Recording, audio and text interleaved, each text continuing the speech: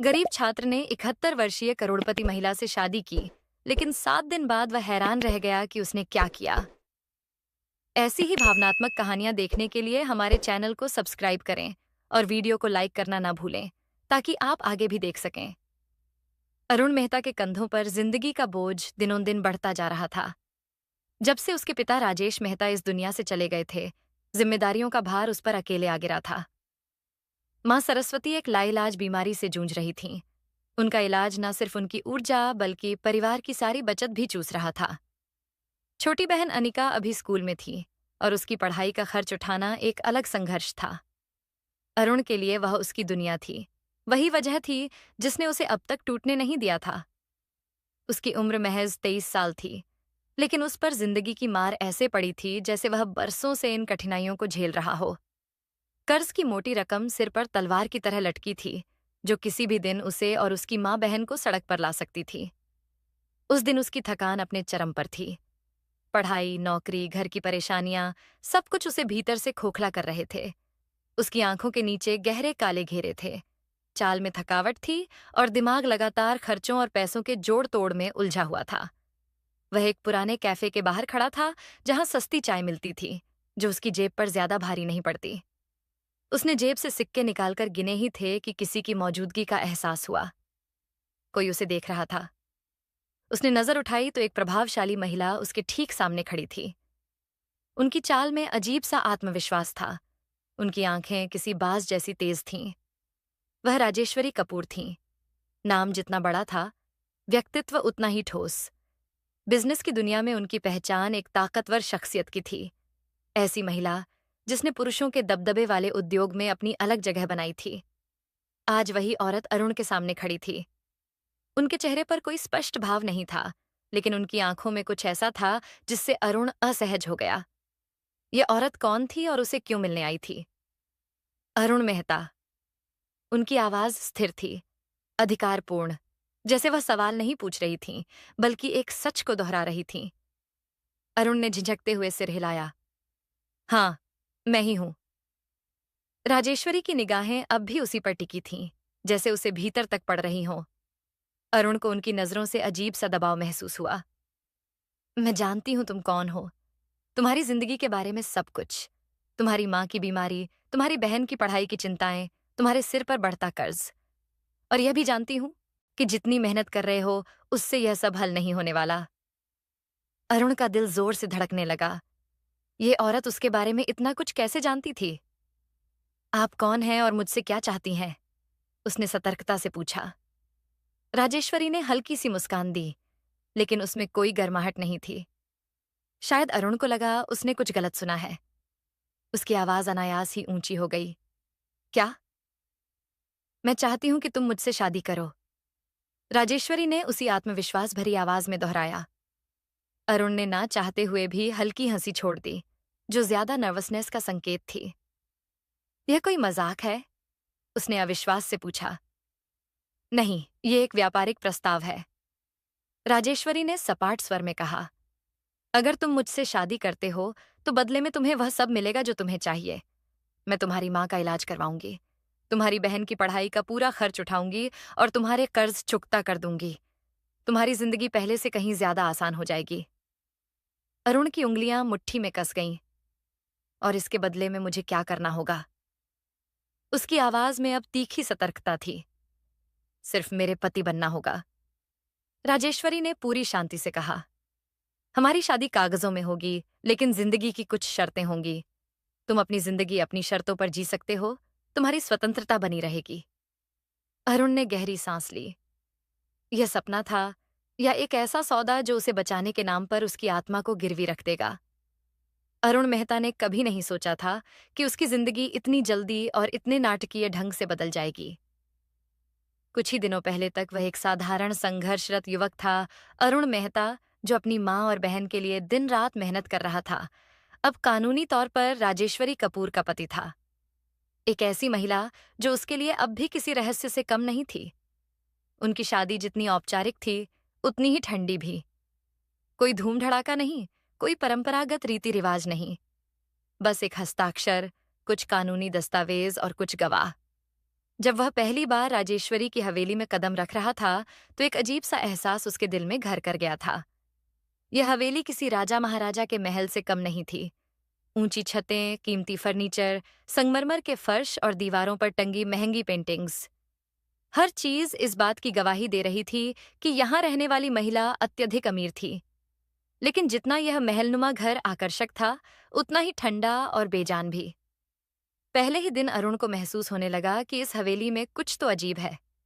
घर के कर्मचारियों का व्यवहार सबसे पहले उसकी नजर में आया। प्रकाश, जो इस हवेली में सालों से काम कर रहा था, हमेशा झुकी नजरों से बात करता।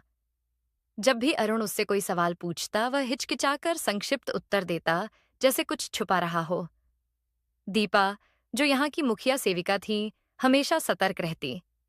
वह नजरें मिलाने से बचती और बिना मतलब कभी अरुण के पास नहीं आती। उनके व्यवहार में एक अनकही घबराहट थी। अरुण को यह भी महसूस हुआ कि हवेली में जीवन जैसा कुछ नहीं था। इतनी भव्य हवेली होते हुए भी उसमें कोई गर्माहट नहीं थी। वह अक्सर अमीर घरों में देखी जाने वाली पारिवारिक तस्वीरों को देखने की उम्मीद करता था, लेकिन यहाँ कोई ऐसी तस्वीर नहीं थी।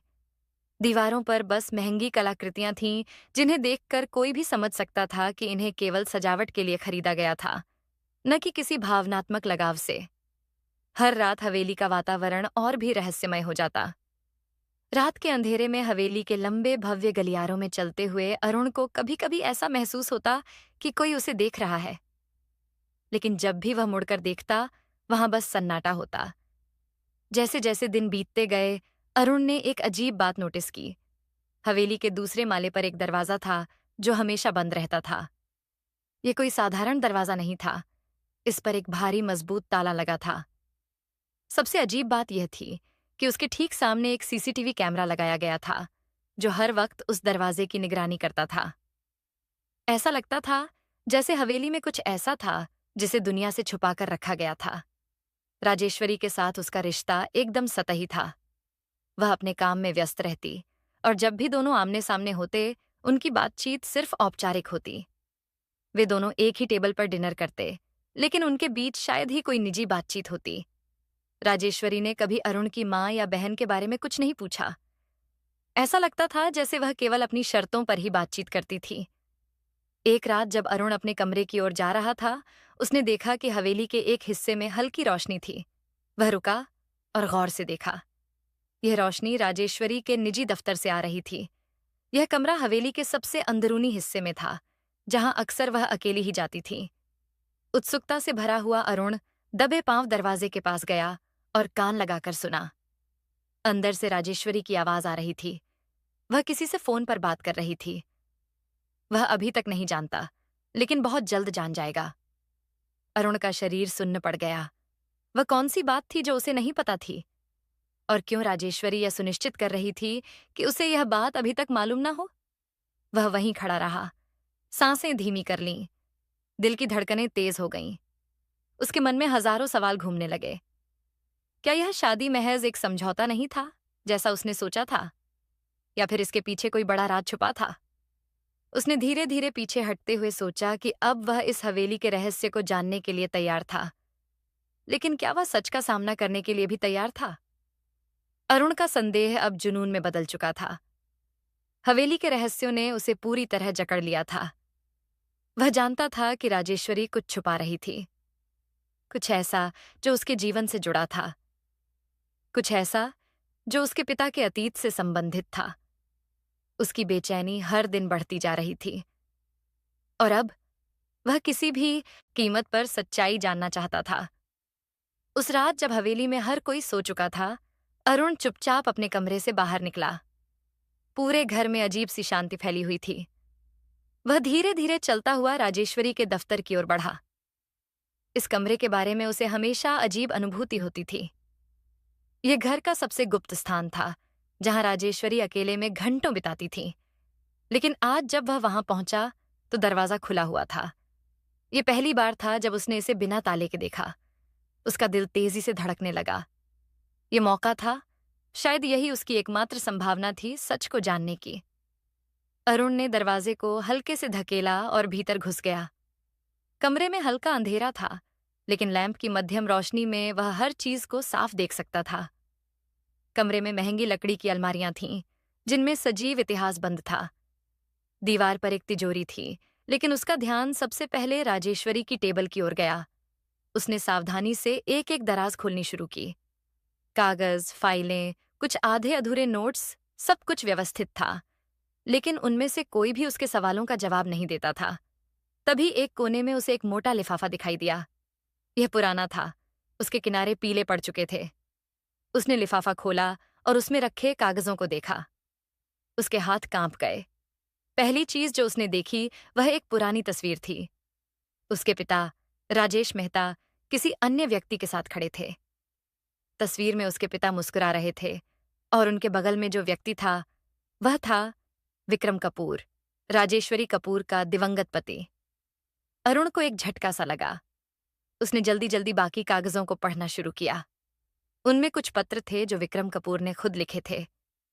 जैसे जैसे उसने पत्रों की पंक्तियां पढ़नी शुरू की, उसके शरीर से जैसे जान निकल गई। राजेश, तुमने मेरी जिंदगी बर्बाद कर दी। तुम मेरे सबसे बड़े विश्वासघाती निकले। तुमने मेरे बिजनेस को तबाह कर दिया, मेरे पैसे हड़प लिए। मुझे अपनी गलती का एहसास बहुत देर से हुआ। मैंने तुम पर भरोसा किया था और तुमने मेरे साथ धोखा किया। तुम्हारी वजह से मेरी कंपनी दिवालिया हो गई। मेरी इज्जत मिट्टी में मिल गई। तुम्हारी वजह से मेरी पत्नी और मेरा बच्चा मुझसे दूर हो गए। एक दिन तुम अपने किए की सजा जरूर पाओगे। अरुण के हाथ से पत्र गिर पड़ा। उसके दिमाग में उथल पुथल मच गई। क्या यह सच था? क्या उसके पिता ने विक्रम कपूर के साथ विश्वासघात किया था? क्या उसके पिता वही इंसान थे जिन्हें वह अब तक एक ईमानदार मेहनती व्यक्ति मानता आया था? अरुण ने खुद को संभालने की कोशिश की, लेकिन उसकी सांसें तेज हो गई थीं। तो तुमने आखिरकार देख ही लिया? एक ठंडी स्थिर आवाज ने उसकी रीढ़ में सिहरन दौड़ा दी। वह धीरे धीरे मुड़ा और देखा। राजेश्वरी दरवाजे पर खड़ी थी।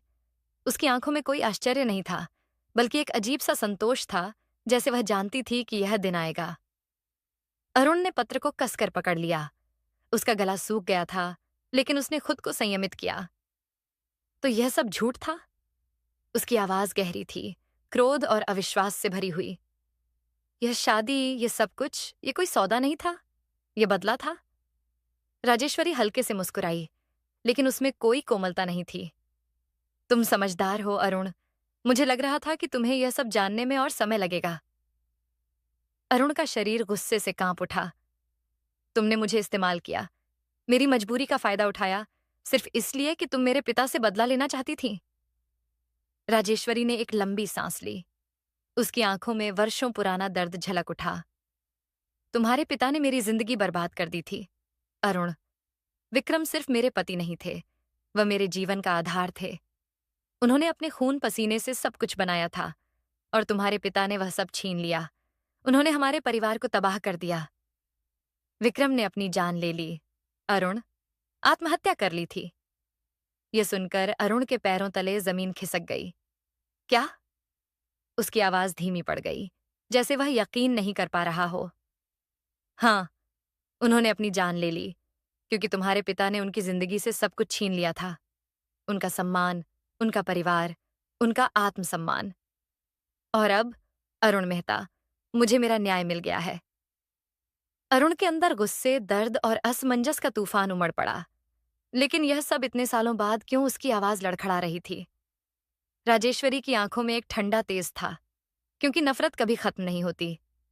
जितनी भी देर हो, बदला हमेशा पूरा किया जाता है, और यह मेरे लिए सिर्फ एक खेल नहीं था अरुण, यह मेरी जिंदगी का मिशन था। अरुण की सांसें तेज हो गईं। उसके पिता की छवि उसकी आंखों के सामने घूमने लगी। क्या वह सच में वह आदमी थे जिनके बारे में वह सोचता था? क्या वे सच में निर्दोष थे, या उन्होंने वाकई किसी की जिंदगी बर्बाद की थी? हवेली के उस कमरे में अतीत का अंधकार घना हो गया था। अरुण को नहीं पता था कि अब वह किस पर यकीन करे, अपने पिता पर, अपनी परवरिश पर, या उस महिला पर जिसने अब तक उसे सिर्फ एक मोहरे की तरह इस्तेमाल किया था। लेकिन एक बात तो तय थी, यह कहानी अभी खत्म नहीं हुई थी, और अरुण अब इस खेल में सिर्फ एक मोहरा नहीं रह सकता था। अरुण मेहता अब वह डरपोक युवक नहीं था जो कुछ महीने पहले इस हवेली में कदम रखते हुए संदेह और असमंजस से भरा हुआ था। वह अब जान चुका था कि उसकी शादी कोई समझौता नहीं, बल्कि राजेश्वरी कपूर का बदला था।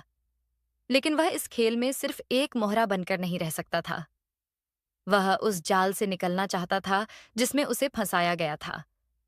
वह सिर्फ अपने पिता का सच ही नहीं जानना चाहता था, बल्कि राजेश्वरी की असली साजिश को भी बेनकाब करना चाहता था। इस लड़ाई में अकेले खड़ा होना आत्महत्या करने जैसा था, इसलिए उसने अपने सबसे भरोसेमंद दोस्त कबीर शर्मा से मदद मांगी। कबीर उसका कॉलेज का दोस्त था और कानून के क्षेत्र में उसका दिमाग तेज था। जब अरुण ने उसे पूरी कहानी बताई तो कबीर ने एक पल भी संकोच नहीं किया। तुम्हें किसी ऐसे आदमी की जरूरत है जो छुपे हुए सच को उजागर कर सके, कबीर ने गंभीर स्वर में कहा। मैं किसी को जानता हूं। यही वह पल था जब राघव अय्यर इस खेल में शामिल हुआ। राघव एक प्राइवेट इन्वेस्टिगेटर था जो भ्रष्टाचार और गुप्त मामलों की तह तक जाने के लिए जाना जाता था। उसकी नजरें बाज जैसी थीं और वह झूठ को सच में बदलने की कला में माहिर था। राजेश्वरी कपूर जैसी महिला बिना किसी और साजिश के सिर्फ बदला लेने के लिए शादी नहीं करेगी, राघव ने पहली ही मुलाकात में कहा। मुझे यकीन है कि यह सिर्फ बदला नहीं है, इसके पीछे और भी कुछ है। अरुण को लग रहा था कि वह एक अंधेरे गड्ढे में उतर रहा है, लेकिन अब वह पीछे हटने को तैयार नहीं था। वह जानना चाहता था कि राजेश्वरी की असली पहचान क्या थी और उसने अपने पूरे जीवन में कितने लोगों को बर्बाद किया था। राघव और कबीर ने हफ्तों तक छानबीन की। वे राजेश्वरी के पुराने बिजनेस रिकॉर्ड्स, बैंक ट्रांजैक्शंस और कानूनी मामलों को खंगाल रहे। और फिर एक दिन उन्हें वह मिला जिसकी उन्हें तलाश थी। राजेश्वरी कपूर सिर्फ एक बदला लेने वाली महिला नहीं थी, वह एक अपराधी थी। उसका नाम कई घोटालों में शामिल था। उसने भ्रष्ट नेताओं और अपराधियों के लिए काले धन को सफेद करने का धंधा चला रखा था। वह हवेली केवल दिखावे के लिए नहीं थी।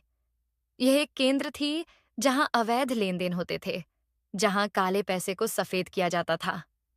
अरुण को अब यह समझ आ गया था कि यह महिला सिर्फ अपने पति विक्रम कपूर की मौत का बदला लेने के लिए उसके जीवन में नहीं आई थी। यह बदले से कहीं अधिक था। उसने अरुण को मोहरा बनाया था ताकि वह खुद को निर्दोष साबित कर सके, ताकि अगर किसी दिन कोई उसके खिलाफ सबूत इकट्ठा भी करे तो वह यह कह सके कि उसने सिर्फ न्याय के लिए कदम उठाए थे। लेकिन अब सब कुछ बदलने वाला था। राघव ने उन सबूतों को इकट्ठा किया जिसमें बैंक रिकॉर्ड, गुप्त ट्रांजैक्शंस और हवेली में होने वाली अवैध गतिविधियों के दस्तावेज शामिल थे। अब वक्त आ गया है, कबीर ने कहा। जब वे पुलिस मुख्यालय की ओर बढ़ रहे थे, अरुण ने कभी नहीं सोचा था कि वह एक दिन अपनी ही पत्नी के खिलाफ ऐसा कदम उठाएगा। लेकिन यह सिर्फ राजेश्वरी के लिए नहीं था, यह उसके लिए भी था। उसकी आजादी, उसकी पहचान, उसके आत्मसम्मान के लिए कुछ ही दिनों में पुलिस ने राजेश्वरी कपूर के खिलाफ आधिकारिक जांच शुरू कर दी। जब राजेश्वरी को एक सरकारी अधिकारी से गिरफ्तारी वारंट मिला तो उसका चेहरा भावहीन था। उसकी आंखों में ना डर था ना पछतावा। तुम सोचते हो कि तुम मुझे हरा सकते हो? अरुण, उसकी आवाज ठंडी थी, लेकिन उसमें छिपा जहर साफ झलक रहा था। मैं इस दुनिया की सबसे ताकतवर महिलाओं में से एक हूं। तुम क्या समझते हो कि मुझे गिराने की तुम्हारी यह छोटी सी कोशिश कामयाब होगी? अरुण अब उसे वैसी ही ठंडी निगाहों से देख रहा था जैसा वह हमेशा उसे देखा करती थी। मुझे तुम्हें गिराने की जरूरत नहीं है, उसने शांत स्वर में कहा। तुम्हारी अपनी नफरत और बदले की आग ने तुम्हें खुद ही तबाह कर दिया है। राजेश्वरी ने उसे कुछ देर घूरा, फिर उसने हल्की सी हंसी हंस दी, लेकिन वह हंसी खोखली थी। 3 दिन बाद राजेश्वरी कपूर को आधिकारिक रूप से गिरफ्तार कर लिया गया। वह कभी भी जेल जाने वाली महिला नहीं थी, लेकिन इस बार सारे सबूत उसके खिलाफ थे। उसके बिजनेस एम्पायर का पतन हो गया। जिन लोगों ने कभी उसके इशारों पर नाचा था, वे अब उससे मुंह मोड़ रहे थे। हवेली, जो कभी उसकी शक्ति का प्रतीक थी, अब नीलामी के लिए रखी जा रही थी। यह हवेली अब अरुण की संपत्ति थी, लेकिन उसने इसे रखने से इनकार कर दिया। यह सिर्फ ईंट और पत्थरों का ढांचा नहीं है, उसने कहा। यह झूठ, धोखे और नफरत की कब्रगाह है। मैं इस बोझ को अपने साथ नहीं रख सकता। उसने हवेली को बेच दिया और उस पैसे से एक नई जिंदगी शुरू करने का फैसला किया। अपनी नई शुरुआत के दौरान उसकी मुलाकात आदित्य राव से हुई। आदित्य एक साधारण लेकिन दृढ़ इच्छा शक्ति वाली महिला थी, जो एक अस्पताल में नर्स थी। अरुण उससे एक संयोगवश मुलाकात में मिला था, लेकिन वह मुलाकात जल्द ही दोस्ती में बदल गई। और फिर दोस्ती प्यार में आदित्य राजेश्वरी से पूरी तरह अलग थी। उसकी आंखों में छल नहीं था, उसकी मुस्कान में कोई बनावट नहीं थी। वह बोझ नहीं थी, बल्कि हल्कापन थी। वह आजादी थी। अरुण को पहली बार लगा कि वह सांस ले रहा है। कुछ साल बाद उनकी शादी हो गई और फिर उनके जीवन में एक नया अध्याय आया। उनका बेटा आर्यन। जब अरुण ने अपने बेटे को पहली बार गोद में लिया तो उसे एहसास हुआ कि वह अब पूरी तरह मुक्त था। वह अब सिर्फ राजेश मेहता का बेटा नहीं था। वह सिर्फ राजेश्वरी कपूर के खेल का मोहरा नहीं था। वह अरुण मेहता था, एक ऐसा व्यक्ति जिसने अपने अतीत को एक नई पहचान में बदल दिया था। एक ऐसा व्यक्ति जो अब खुद को जान चुका था और पहली बार उसने महसूस किया वह सच में आजाद था। अगर आपको यह कहानी पसंद आई हो तो कृपया वीडियो को लाइक करें और हमारे चैनल को सब्सक्राइब करें। आपकी छोटी सी पहल हमें और बेहतर सामग्री बनाने के लिए प्रेरित करती है। हमारा उद्देश्य न केवल आपका मनोरंजन करना है, बल्कि आपको जीवन से जुड़े महत्वपूर्ण सबक भी सिखाना है जो आपके जीवन में सकारात्मक बदलाव ला सकते हैं।